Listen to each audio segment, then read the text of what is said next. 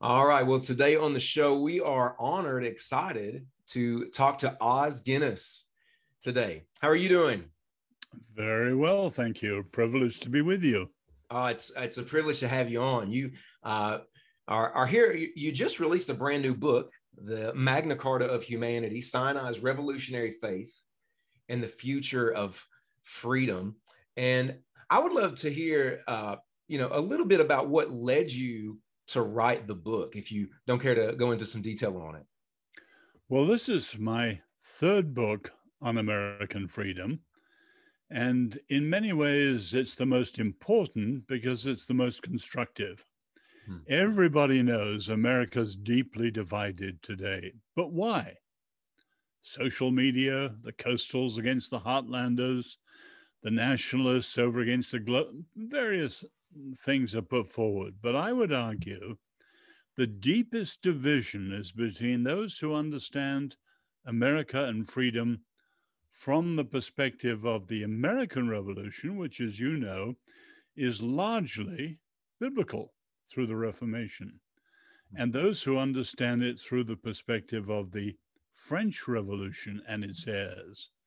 Now, that division is incredibly important. It will be decisive for the future of America, and it will certainly be decisive for the future of the Christian church in this country.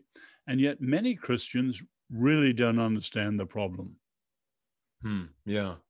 In the book, you talk about that America faces a crisis of freedom. And so could you unpack that? Maybe that's even a little bit of what you're talking about, that Christians just do not understand the problem that you're trying to highlight. What is that? What is that crisis? Well, you know St. Augustine's famous approach that if you want to understand a nation, I'm putting it in modern terms, you don't look at the size of its population, you don't look at the strength of its army or the state of its economy. You look at what it loves supremely, love. Hmm. And I think there's no question. If you look at American history, I'm not American, I'm an outside admirer. What America loves supremely is freedom. Hmm. Now, you take freedom, though, you know well, say, the Apostle Paul's letter to the Galatians. You know, he says, in effect, who's bewitched you? You're following another gospel. You came to faith in Jesus through the gospel of grace, and you're following a gospel of works. And what I'm saying to America, put it simply for pastors and others, who's bewitched you? Hmm. You originally had a view of freedom through the Reformation that came from the Hebrew scriptures, above all Exodus and Deuteronomy, and you're now following views of freedom that come from secular sources and supremely on the radical left from the French Revolution, and they will be disastrous. Yeah. Can you give some examples of what those sources of freedom are that you say that we've shifted into following? Well, currently we're talking about critical race theory and justice as the Black Lives Matter and so on put it. But let's look deeper. There's a difference in sources. The American Revolution had its ultimate source in the Bible through the Reformation. And you think of sola scriptura, the impact of the Reformation. The 17th century was called the biblical century. And what fascinated people was what they called the Hebrew Republic, what you see in Exodus and Deuteronomy. Whereas the French Revolution is the radical left is rooted in the ideas flowing down from the French Revolution. Everything like postmodernism, sexual revolution, political correctness, identity politics, tribal politics, cultural Marxism, all of that comes from the French Revolution, not the American Revolution. Two different revolutions. And you got to say bluntly, the left wing revolutions have never worked and the oppression never ends. And so Christians shouldn't be naive. They should wake up and look at it with open eyes. Yeah. So there's the difference in sources, the Bible or the French Enlightenment. You could say it's a different view of humanity. As you know, the biblical view is very realistic because of sin. So you have James Madison, Federalist 51, coming from Witherspoon, a Scottish theologian, whereas the French Enlightenment is utopian. And obviously, out of the biblical revolution, you have checks and balances and the separation of powers. The separation of powers comes from the Old Testament. People don't realize that. In other words, the Jews had the king, the priest, the prophet, what they call the three crowns of government. And that's just the beginning of some of the sources that come from the Bible and not from the French Revolution. You could go on down the line. A huge difference is freedom. Freedom for atheists is the permission to do what you like. Freedom in the biblical sense is the power to do what you ought.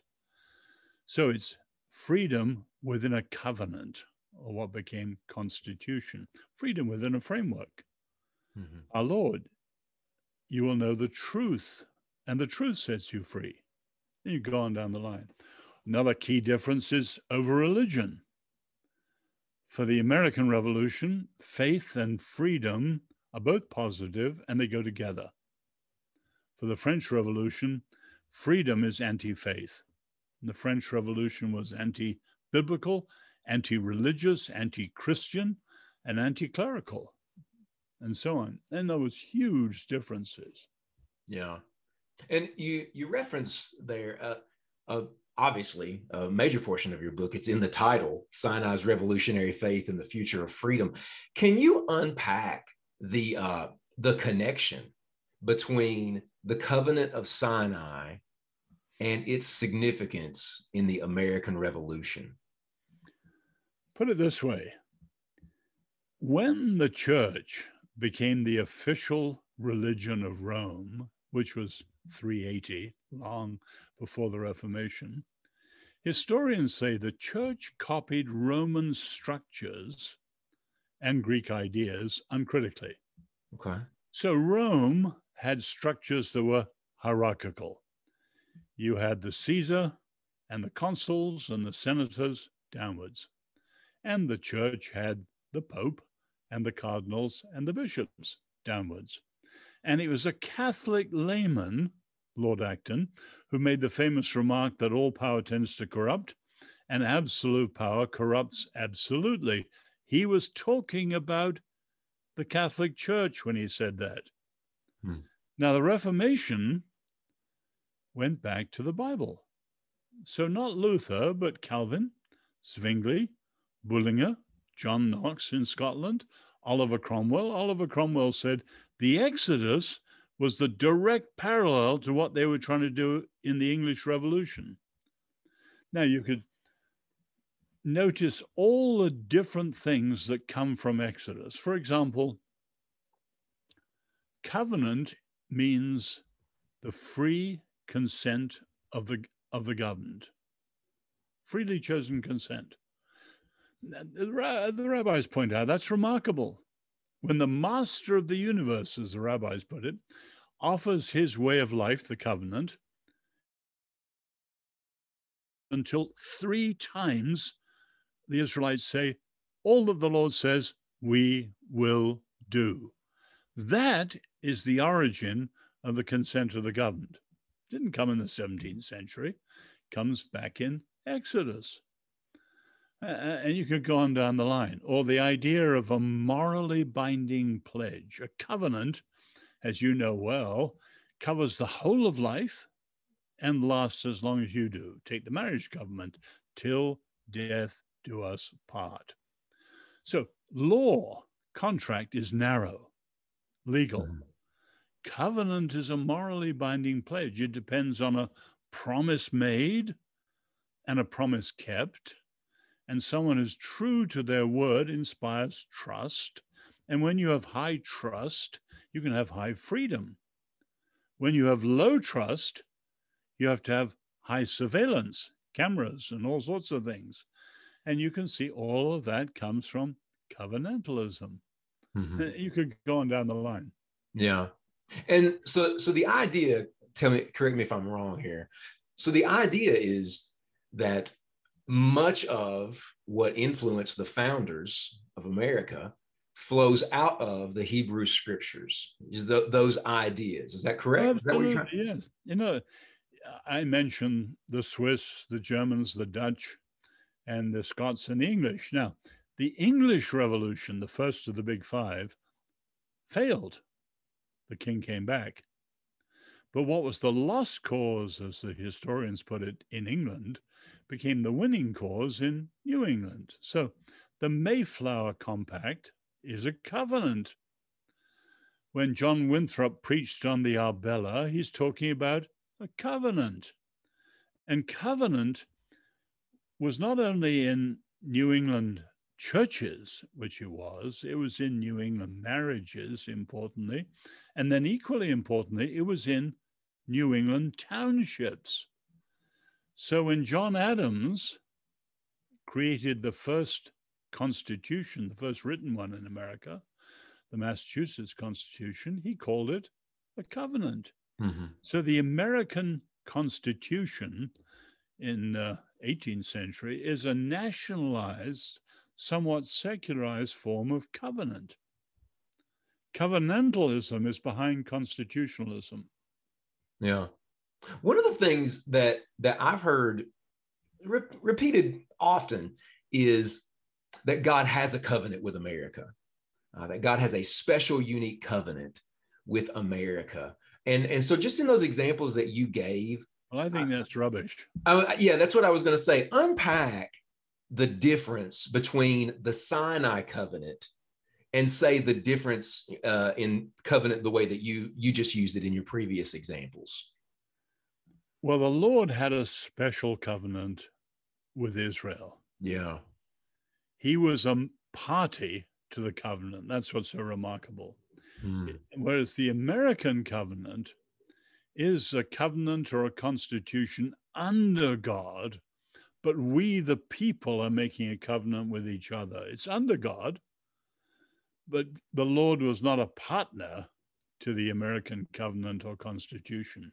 And that's a very dangerous thing to say, because you can see the Puritan notion was that there was an individual calling and that there was also a national calling. But in their view, every nation had its own calling, not just America. And the trouble was, when Americans started to talk like that, it became an American calling almost exclusively, and that grew into the idol of manifest destiny, which was both wrong and extremely dangerous. Yeah. So there is no known covenant between the Lord and America. There is a covenant with individual Christians in America, and of course with the churches in America. But there's no known covenant with America as such. America, at best, is, as they used to put it, under God. And you know that freedom from religion and Michael Newdow and people like that have even removed that. So the American Constitution has lost its touch with covenant and become simply a contract, and a rather empty contract. So one of the challenges, I think, we have to re-explore the notion of covenant and bring back at least the human elements into it, the promise keeping and so on. Otherwise, the American Constitution is finished. It's a parchment barrier that's increasingly the plaything of lawyers and judges and has absolutely no power that it was intended to have.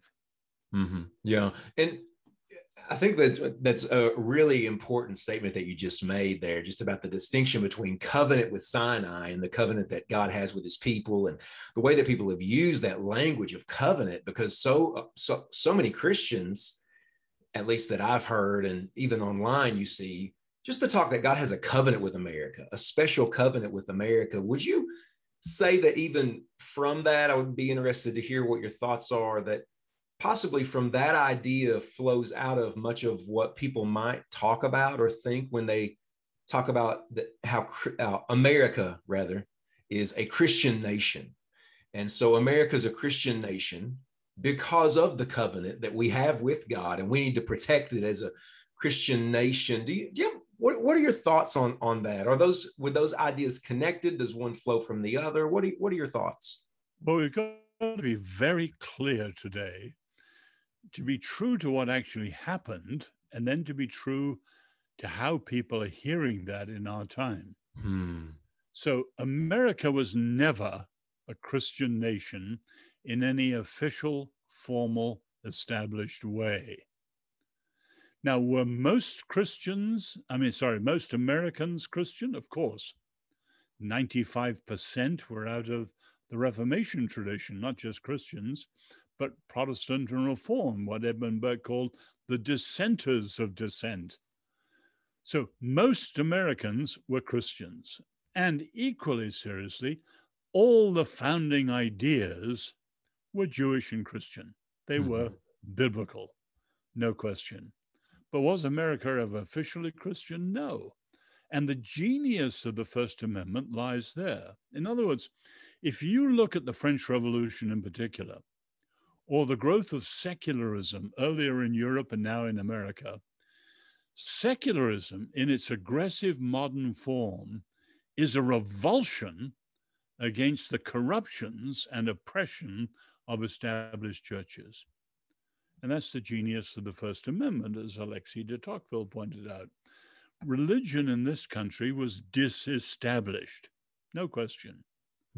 But the key thing was it flourished not despite it, but because of it. In other words, it didn't depend on state coercion. It depended on voluntary choice based on the dictates of conscience. And that underlies the whole rise of religious freedom and human rights.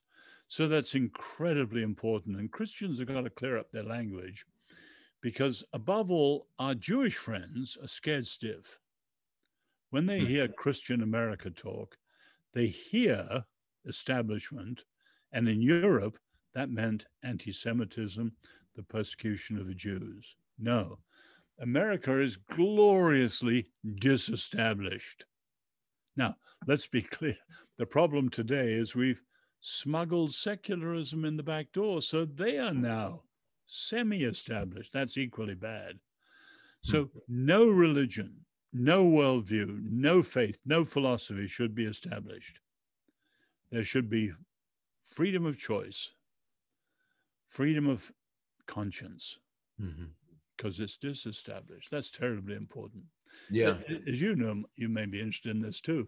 You know, there's a lot of talk today about nationalism. Yeah. And that has something of the same problem. Excuse me. Yeah, absolutely. I was going to ask you about that. What do you make of Christian nationalism? I've been accused of being a Christian nationalist. Okay. Wow. And I'm not even American. Because of this confusion. Now, let's be clear. The normal Christian position is very close to George Orwell, who was an atheist, of course. But he would point out patriotism, love and gratitude and pride in a place, a locality, is good. Nationalism, my country, right or wrong, as an idol, is bad. Now, that's putting it in biblical terms. Whenever anything, my family or my calling or my nation become an idol, they're in the Lord's place. So we are patriots. We are not nationalists. Nationalism is a terrible scourge. But I want to balance that. In today's climate, with globalism, now, let's make a distinction between globalization, which is the expansion of human interconnectedness to a global level. That's good. That's a process. It's happened. For better or worse, it's happened. Globalism is the philosophy that exploits that and thinks of everything in terms of the global, not the local. So globalism is very dangerous. The New World Order, global reset, and all that. So people reacting against that mainly do so in the name of their own nation over against the global New World Order. If they just said, I'm a patriot, I'm not following the idol of nationalism. So certainly I would defend strongly Americans' right to patriotism. And patriotism is not nationalism. And it's a very important point to stress over against the George Soros, the secular messianism of globalism. So Christians who've now jumped on this and they attack every Christian who supports the nation as a nationalist, that's totally bogus. And you've got a lot of left-wing intellectuals who are doing that, and it's rubbish and very dangerous. We are patriots. I'm an Irish and English patriot, but we got to love our countries and criticize them when we believe they're not right and where we believe they should be improved in certain ways. But Americans should be patriots, but never idolatrous nationalists. But you can't just lump everyone as a patriot into that bag of nationalism. Yeah. I think that's one of the, speaking as a pastor, and in conversations that I have with church leaders, that's one of the hardest areas to navigate in this current moment, is just that tension between Christian nationalism and a healthy patriotism. Mm-hmm. Could you comment on that?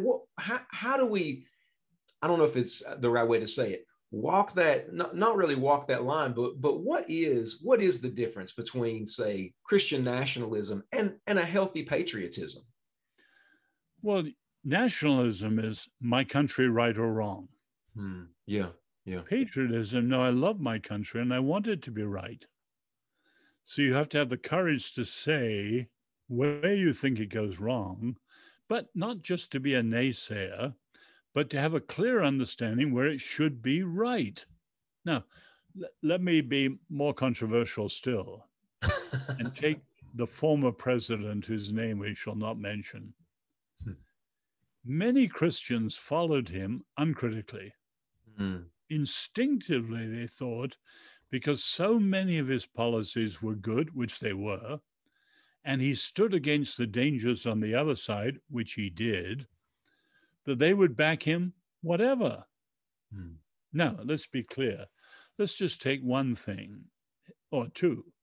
His narcissism and his discourse, his tweets, were vile.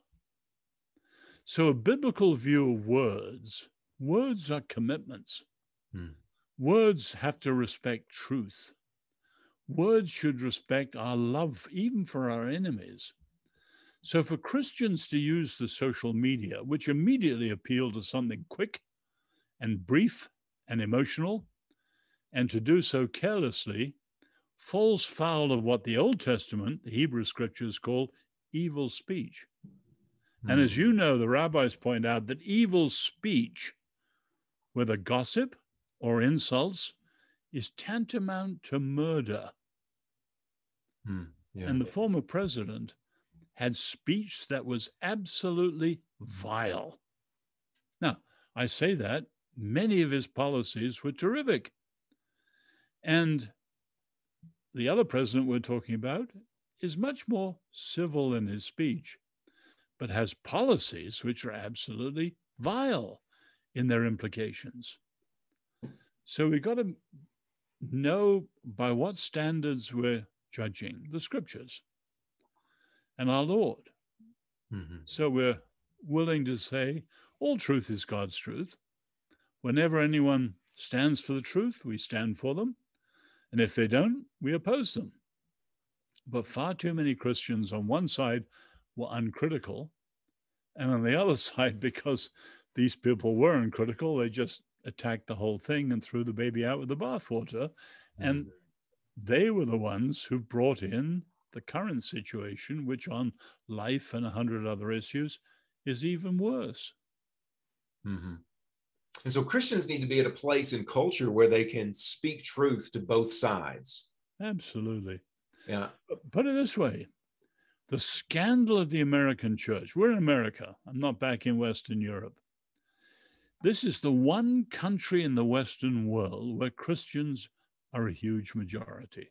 And yet, although we're called to be salt and light, in other words, engaging in a salty, light bearing way, we're culturally non influential.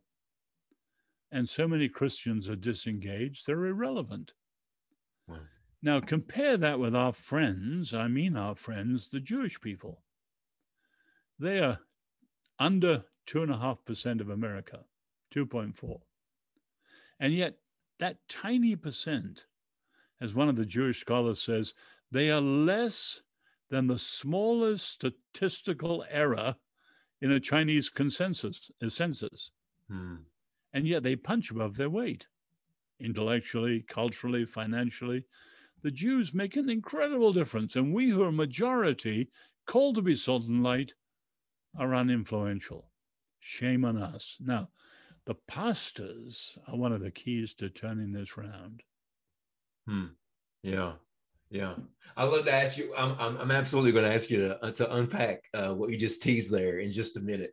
But one of the things, but before we move on, one of the things that you said over and over, and you say it over and over in the book, is just the significance that the scriptures played for the founders, the American Revolution. Can you help us to make sense of the role that the scriptures played for the founders in the American Revolution and that sort of thing, and yet the reality of things like slavery and just the horrors in the past of America? Can you help us to reconcile those? Well, fortunately, we got great Christian historians like George Marsden, Nathan Hatch, Mark Knoll, and so on. But let's be clear what I'm trying to say. The founders were very different in terms of faith. So Patrick Henry is what we call an evangelical. George Mason was a very orthodox Christian believer as an Anglican. George Washington, a little vague about Jesus, to put it mildly, and rather strong on the great architect and the invisible hand and so on, but definitely a Christian. Thomas Jefferson, Ben Franklin, you're moving towards deism and much more, and then Tom Paine, a free thinker. So they differ radically in terms of faith, and they are different somewhat in terms of religion and public life. But I would argue, in terms of the link between faith and freedom, they're all the same. I call it the golden triangle of freedom. Doesn't matter which of them you're talking about, with the exception of Tom Paine. All the others, including Franklin, freedom requires virtue. Virtue requires faith. And faith requires freedom. And like the recycling triangle, that goes round and round. Freedom requires virtue, which requires faith, which requires freedom, which requires virtue, and so on. So on that, they're one. But let's be clear. What I was talking about was not the founding. I was talking about the 17th century and the beginning of the 18th and the revival and the First Awakening. So the roots of the American experiment are solidly biblical and broadly Protestant. I'm not arguing for that today. But you can see the Enlightenment ideas coming in. Thomas Jefferson, for quite a while, was enamored with the French Revolution until the Reign of Terror came and so on. He began to see it was a different one. But most of the framers were much clearer. So we've got to be discerning as to which box we put them in and so on. So they're different. But the roots of America, going back, to all that came earlier, is undoubtedly, that's what I'm talking about. Yeah. And just the ability to, like you said, I think one of the important things is the ability to speak, to be thankful, have gratitude for our country, and also to speak about the wrongs that we see in it as well. Absolutely. Yeah. Again, let's be clear. Slavery was the evil. That was the hypocrisy and the evil unaddressed at the beginning. Now, it was obvious at the time. You had, say, Samuel Johnson, who was the creator of the world's first dictionary. I haven't got a quote in front of me, but it says something like, how could those who are yelping about freedom be the drivers of slaves? Wow. In other words, the hypocrisy was obvious an ocean away. William Wilberforce, as you know, the great abolitionist, he pleaded first with Thomas Jefferson and later with James Monroe to form what he called to Jefferson the concert of benevolence. So the English-speaking world would stand against slavery on the high seas. And Jefferson, of course, turned him down. So let's be clear. Just as we have in the scripture, Genesis 1, creation, and God saw it was good, very good. And then Genesis 3, the fall. So you see that the founding idea, the Declaration of Independence, incredible.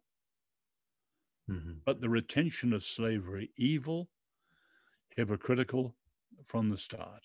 And of course, that's what Lincoln was addressing in his time, calling for a new birth of freedom.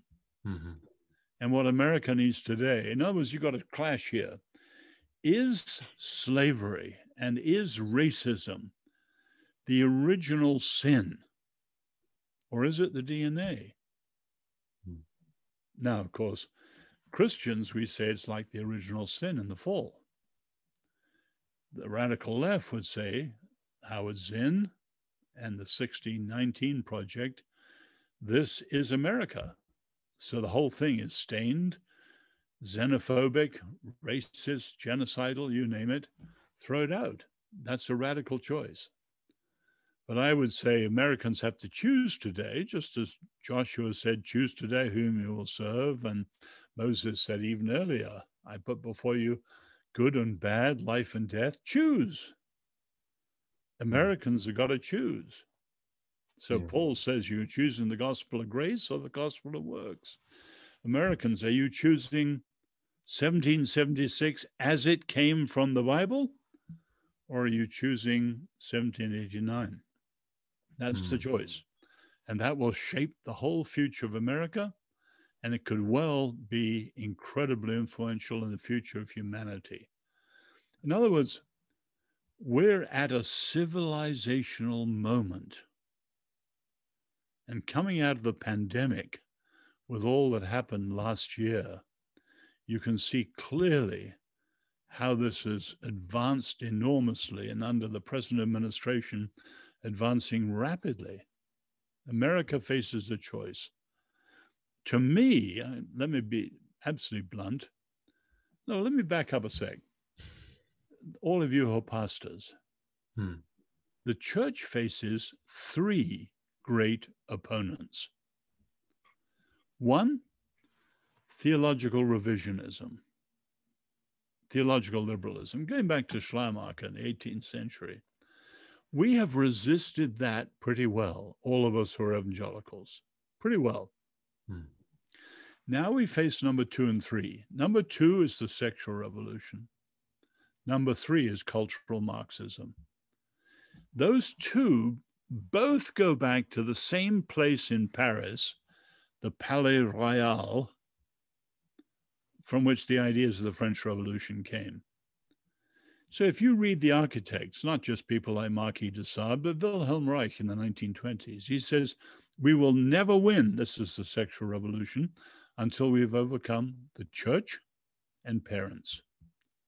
But the way evangelicals have caved into the sexual revolution is appalling. And now, tragically, we're seeing evangelicals caving into cultural Marxism, neo-Marxism, and they just don't understand it. And I've been on Zooms this last year with pastors, and I've said to them bluntly, you have drunk the Kool-Aid. Because the radical left says justice, injustice, the pastors leap up to salute. We're in favor of justice. They don't realize, though, that while we both say what is unjust, the Bible and the radical left address it in entirely different ways. And too many pastors have drunk the Kool-Aid. Can you address that? Can you address how does trying to remember exactly how you said it, how the cultural left and the Bible address justice radically different ways? Could you address that? Well, pastors should read the real stuff, not just me or Christians writing about it, like Jamar Tisby and people like that. That's critical race theory light. They should read the real stuff. And if you do, the two watchwords, hegemony, means dominance, and antagonisms. And as you know, the way they approach things is to analyze discourse. You're looking for majority, minority, the oppressor, the victim. And then, of course, since God is dead and truth is dead, we're in a post-truth world, all you have left is power. So when you've identified the victim, whoever he or she is, and of course, you've today got critical race studies, but it could be critical women's studies or critical fat studies or critical queer studies, it goes across the board. You weaponize the victim, not as an individual precious in his or her own right, made in the image of God, but as a victim, a group, in order to weaponize them to attack the status quo. But I've got 10 problems to that in my book. But here's the central problem. If you've only got power, you're setting up an endless power conflict, and the end of it all is only what the Romans called the peace of despotism. In other words, when you have a power that can put down all other powers, so you've got no more conflict. That is authoritarianism. And let's be absolutely clear. Anyone who's looked at the left, whichever revolution you take, the revolutions never succeed, ever, and the oppression never ends, ever. And so for Christians to be naive about it are utterly foolish. Now, compare what I've just said with the biblical way. I love the fact the first great voices against abuse of power in history are who? The prophets. And in the church, the great reformers like Bartolome Las Casas, William Wilberforce, John Willman, Frederick Douglass, Booker T. Washington, and so on, Christians. What's the biblical way? Address truth to power. Call for repentance and confession. And then forgiveness. And then reconciliation. And then restoration. Now, I've just mentioned 6 words, single words, but unpack those. No wonder the gospel is good news. It's the best news ever. You restore enemies. Now back with peace with the Lord, but peace with their fellow humans too. So let's be clear. Both the left and the church addresses injustice, but in radically different ways. And Christians who've drunk the Kool-Aid today are utterly foolish, and they're unfaithful to the gospel, and they're counterproductive in what they're doing. Could you see anything coming from the right? You know, you've mentioned the left, and you talk about that several times in the book. Anything from the right that would threaten the idea of freedom or things you've just talked about? Of course, but I don't use right and left all that much. I use radical left. Right and left came from the French Revolution too. The right were the conservatives who sat on the right side of the speaker, and the left were the radicals who sat on the left side.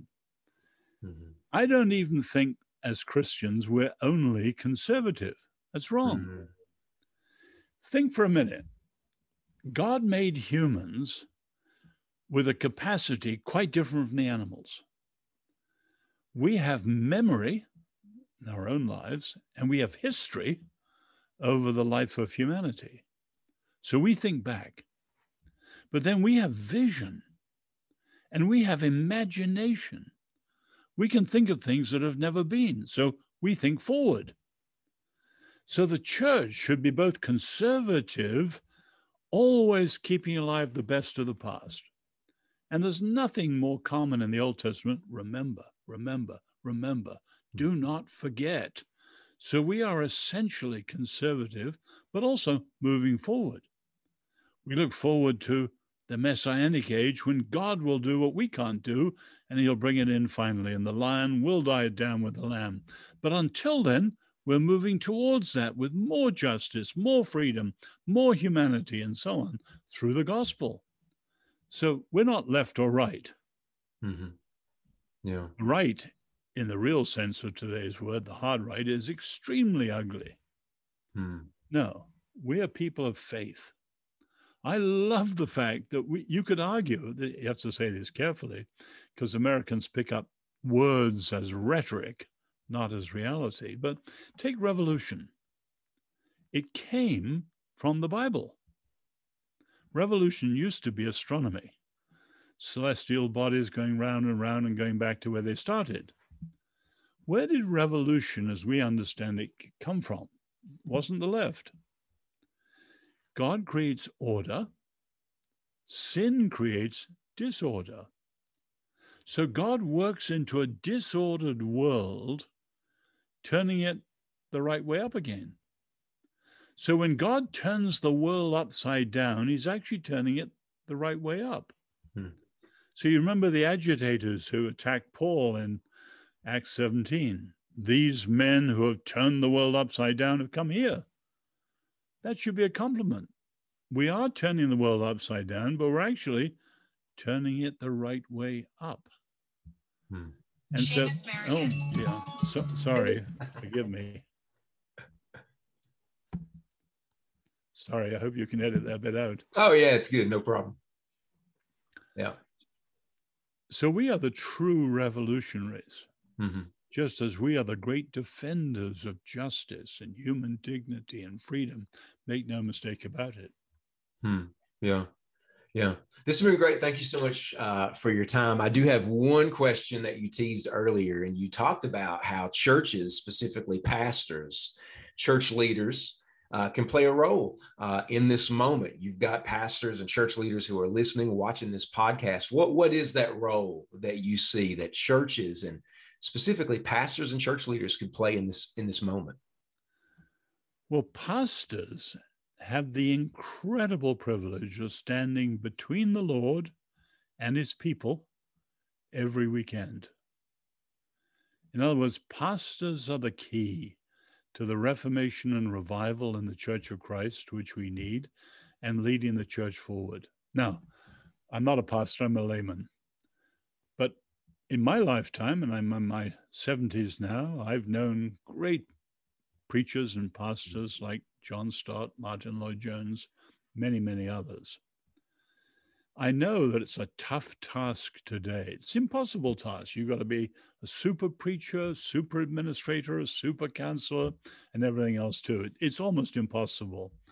The expectations have arisen and the social standing has collapsed, especially with all the scandals today.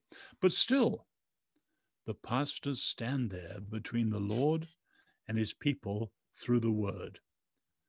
You know, I used as a student to go, this is not a good thing I'm saying. As a student, I'd go to John Stott's church in the morning and Martin Lloyd-Jones's church in the evening, the two greatest preachers I've heard in my life in Britain. You couldn't see it in the old All Souls where John Stott preached. Before he mounted the pulpit, he was prostrate on the floor before the Lord. He never said it, but he always served the word. I was in a church, I won't mention where, in New York. The young pastor stood there with his Bible off to one side, with his hands in his pocket. He was so cocky with his ideas, I was utterly appalled. Or I remember a mega church, not Saddleback, I should be careful to say, in California, where the pastor quoted Barna 5 times as much as he quoted the Bible. Now, when I go to Martin Lloyd, and I knew both these men afterwards very well, Martin Lloyd-Jones, before he preached, spent an hour alone with the Lord. Now, his church is 100 yards from Buckingham Palace. But if the Queen had come to see him, he wouldn't have seen her. He was with the King of Kings.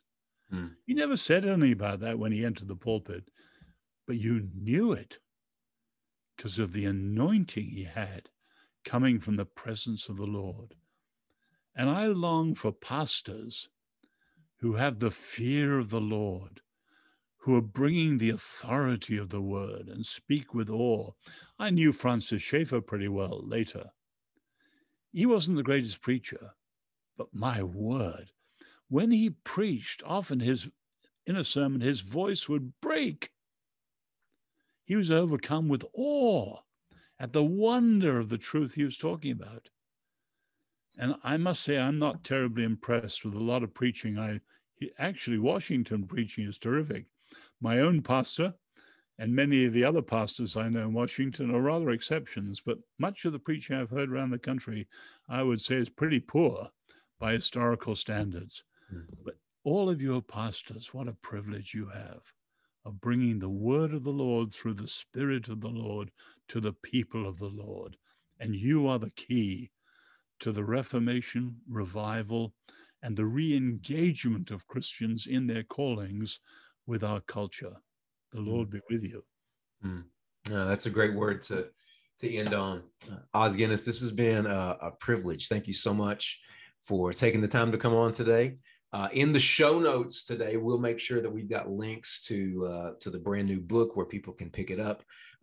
Is there any place else where people can connect with you online or anything like that? Well, I'm overwhelmed, so I have a website, osguinness.com. Okay. There you go. I personally don't encourage people to get in touch with me personally because I'm just overwhelmed. I can't imagine. Yeah. So this has been great. As you probably are too, and many others are. I'm not unique, but well, we will link to your website. I have no assistant. I mean, I know famous pastors are surrounded with, handlers and so on. I have no assistant. Oh, wow. Okay. All right. Well, yeah, we'll link to your website. Thank you so much. This has been great. It's been great to talk with you. Thanks for coming on. Privilege to be with you. Thank you.